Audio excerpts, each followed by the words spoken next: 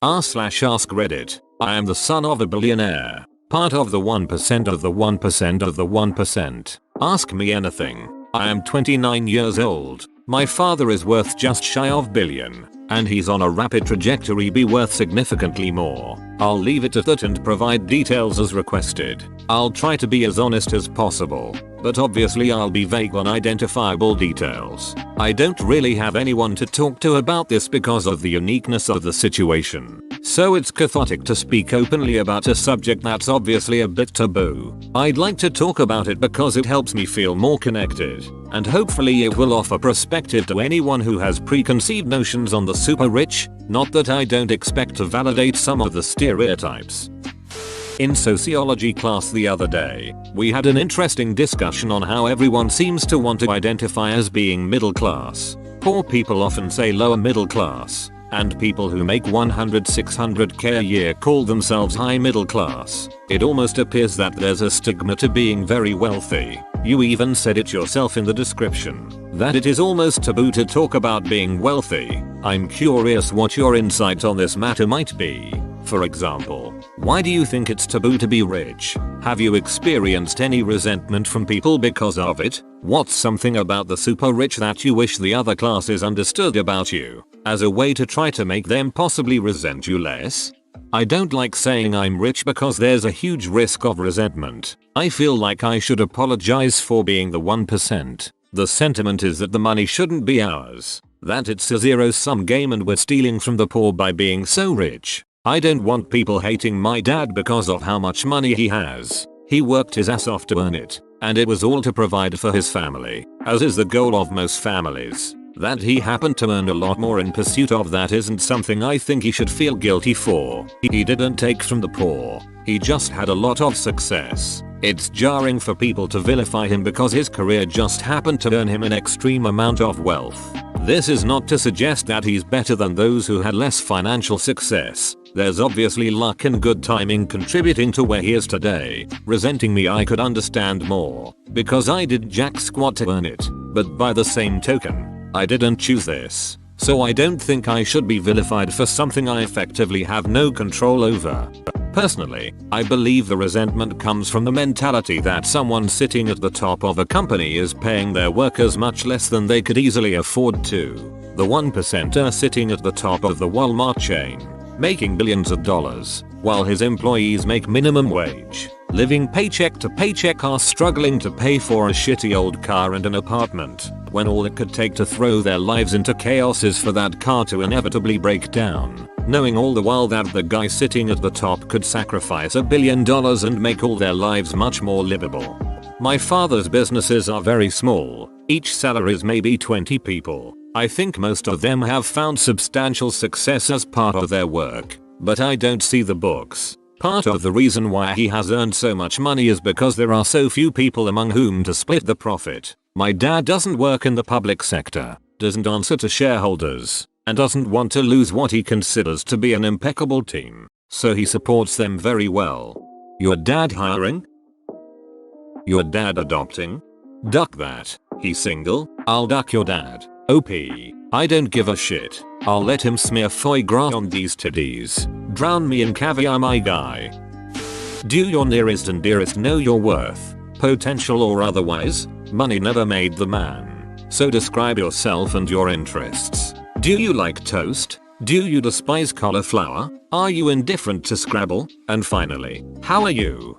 Well, obviously my wife knows. We have one pair of friends who at least know my parents are very wealthy, since they've stayed with us at one of their properties. Everyone else, hopefully, assumes we have little more than the middle class lifestyle that we provide for ourselves. Toast? Love it. Cauliflower? My wife's good at disguising it. Love Scrabble, but I'm better at the fast-paced games. I'm about as stereotypical as a Redditor comes. White, male, introverted, gamer. I didn't have much ambition of my own and will almost certainly never match the enormous success that my father has had. That leads to a lot of overwhelming guilt in my day-to-day life. Wait, so does your father not share his wealth with you? We enjoy their material assets, get awesome gifts for Christmas, and each have a trust fund of $28k a year. But to have a comfortable life and income, We have to have our own jobs. For now, at least. Why do you think that's the case? $28k per year is less than pennies compared to how much money he has. I'm not OP, nor rich, but from the bits I've heard here and there it's rather common for rich folks to make their children live an ordinary life. It's definitely the exception rather than the rule, so I wouldn't call it common. It isn't unusual for a family with a net worth of 2-3 million to help their adult children out in a more minimal way, but for a billionaire to give his son only $28k per year is very unusual. Making money takes risk. Learning to manage money and take the right risk is better done with money you earned yourself. Giving lots of money to someone that didn't earn it robs them of the chance to make that money themselves. What's that one thing you never got as a kid? A gaming console, or as my dad affectionately referred to it, the Super No Friendo. Somehow computer games didn't fall into that purview though, so I had a top-end desktop and laptop anyway. Didn't stop me from being obsessed with gaming. The PS2 was the first purchase I made when I started getting my own paycheck. Seems like even though you had connections to wealth, it wasn't used as a magic wand to get you shiny things all the time. Did you learn the value of money and earning over just having money? Sort of.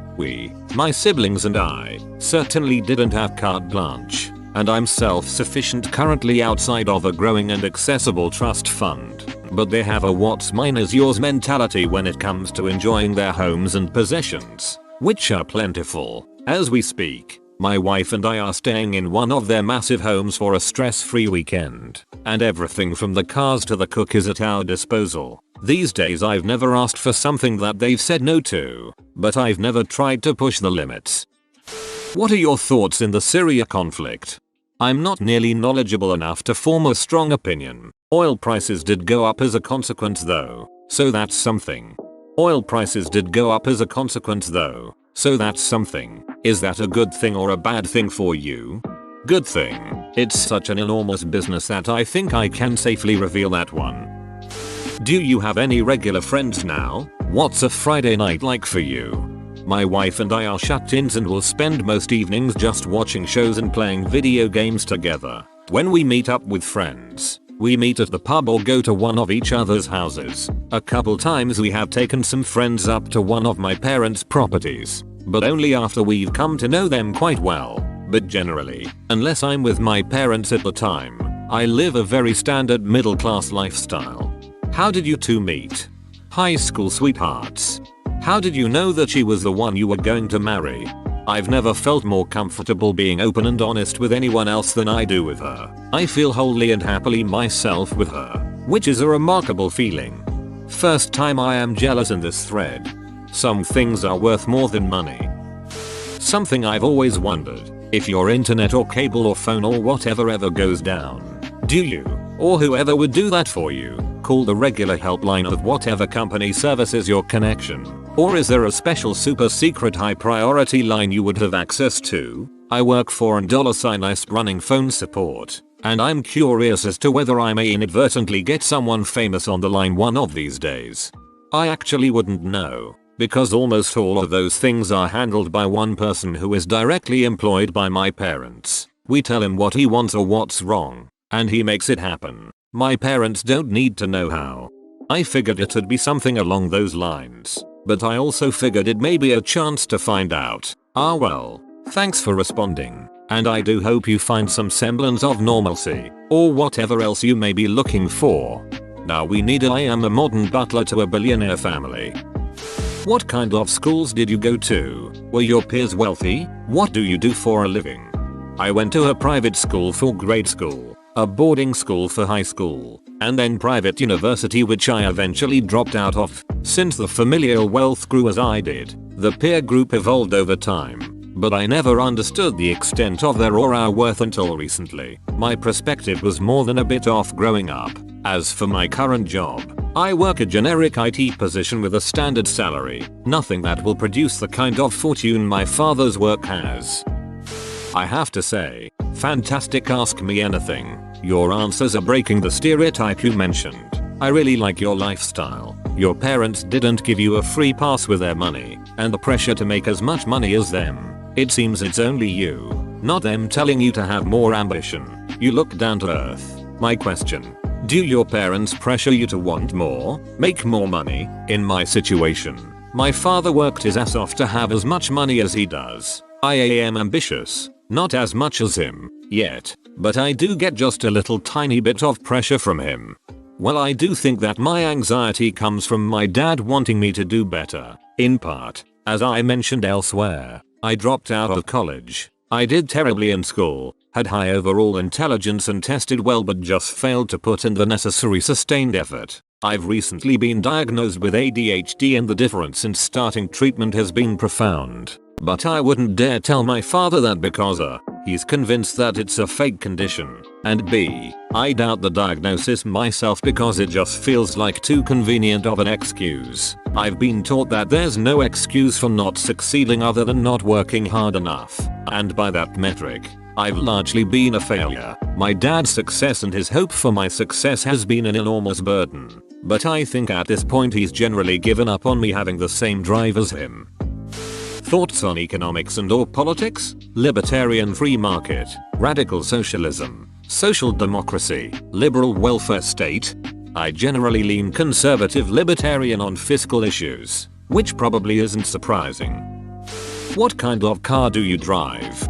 A 2014 Subaru Outback. Prior to that, a very used 98 Outback. Probably not the answer you were expecting. As for my parents, the primary cars at each property are a Mercedes GLS and SL Roadster. They have lots of others, but nothing too fancy. Mostly old Chevy and Ford cars primarily driven by the various employees they have. Did your father insist on a prenup for your wife to sign before marriage? How often do you speak to your mom? Which parent are you closer to? They suggested a prenup, but it didn't happen. My wife hates their wealth and wants no part in it, so I'm not concerned about her trying to run away with it. My relationship with them is complicated. I appreciate what they've provided, but the emotional connection has been poor. I wish I could feel closer to them, but I just don't think they're wired for that kind of relationship. Dad's a workaholic. Mom's a socialite. I'm the kid who didn't do everything perfectly and felt like the pariah for a decade. Things are better now, but conversations are rarely more than business and small talk. I'm sorry to hear that. You mentioned that you're doing this to feel more connected. From what do you feel disconnected, and in what way? I don't want to tell anyone what my family is worth and what I will eventually have. I'm afraid of the dynamic that will result with friends, and it can go many different ways. On my part, I don't want to come across as braggy or entitled, and on their end, I'm afraid that friends could respond with awkwardness, resentment, expectation, etc. It sounds cynical, but I've seen it myself with my parents and some of their friends, so I generally don't tell anyone, but at the same time, it's becoming such a monumental part of my life and my future that I want to talk about it with whomever will listen, if only to use them as a sounding board. As selfish as that sounds. So these facts and feelings are bottled up, and holding it back creates a divide. I want to talk freely about it, but I don't want anyone I'm actually close with to know about it. Got any rich friends? That's the only outlet you have for that. Don't have to be billionaires, but enough to understand the consequences and issues of money.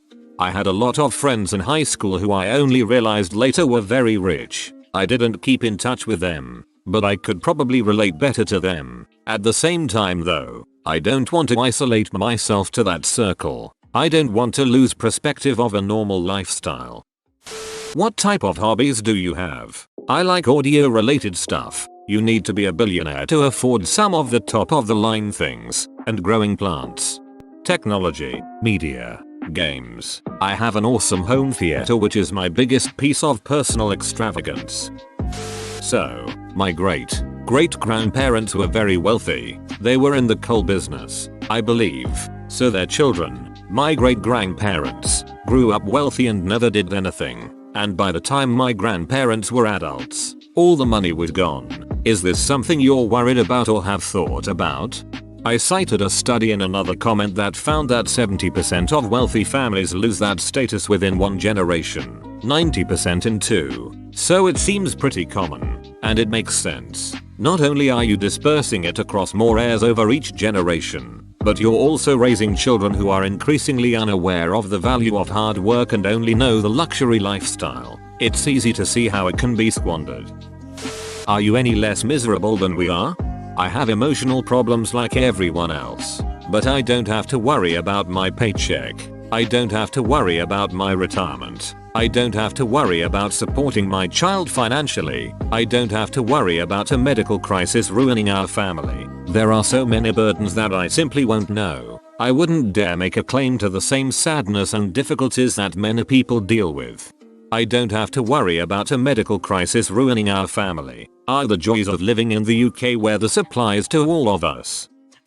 Can I borrow $5? Might have said yes, but you didn't use the magic word. Can I borrow $5,000 bucks? Please. P. Actually, I think the words are tax deductible. What would you do if your dad pulls out of your inheritance? As in, he donates all the money you're expecting and you get nothing. You get no stock options or whatever. Absolutely nothing. Zero.